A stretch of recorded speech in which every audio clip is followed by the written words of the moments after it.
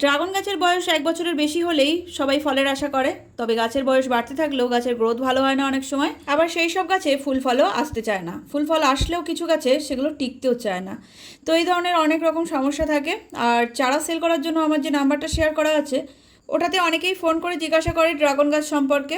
তো আমি না দেখে তো আর কিছু বলতে পারি না, তাই জন্য বলি ছবি বা ভিডিও পাঠাতে।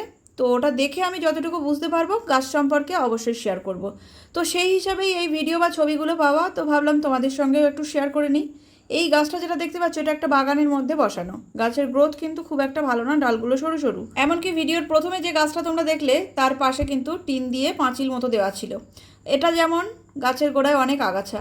তো এরম ধরনের পরিস্থিতি থাকলে ড্রাগন গাছের কিন্তু কখনোই গ্রোথ ভালো হবে না। একদম খোলামেলা পরিবেশ চাই, তাহলেই কিন্তু ড্রাগন গাছের গ্রোথ ভালো হবে। এখন যে ড্রাগন গাছটা দেখাবো সেটাতে ফাঙ্গাস লেগেছে। এই যে ডালে হলুদ হলুদ ছোপ, এটার মানেই ফাঙ্গাস লাগা।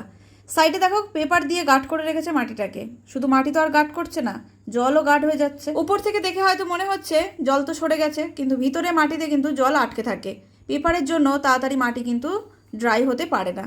ফলের ক্যারেটে লাগানোর একটাই কারণ, চারিদিকে ছিদ্র আছে। প্রথম দিকে মনে হবে মাটি কিছুটা বেরিয়ে যাচ্ছে, পরে জমাট বেঁধে গেলে খুব একটা মাটি কিন্তু আর বেরোয় না। এখানে পেপারের বদলে তোমরা খবরের কাগজ ব্যবহার করতে পারো। ক্যারেটের নিচে সাইডে 1 লেয়ার করে খবরের কাগজ দিলে মাটি কিন্তু একদমই বেরোবে না, এদিকে জলটা খুব সুন্দর বেরিয়ে যাবে। খবরের কাগজ 2-1 দিনের মধ্যে নষ্টও হয়ে যাবে, তাহলে হাওয়া বাতাস লেগে মাটিটাও খুব দ্রুত শুকিয়েও যাবে।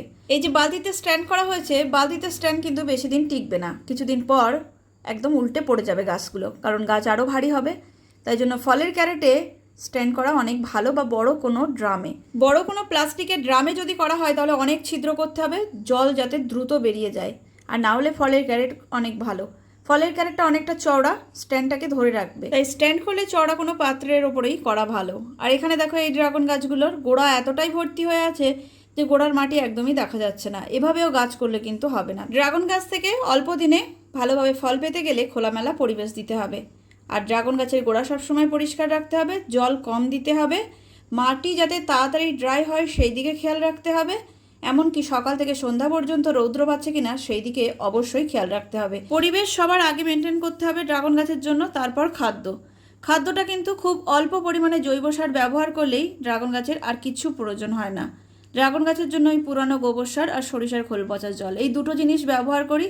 তবে কখন কোন সময় কিভাবে ব্যবহার করি আমার চ্যানেলে ভিডিও আছে, চাইলে দেখে নিতে পারো। তো ভালো গাছ পেতে গেলে সুন্দর পরিবেশ দাও, অবশ্যই ফুল ফল পাবে, গাছও ভালো হবে।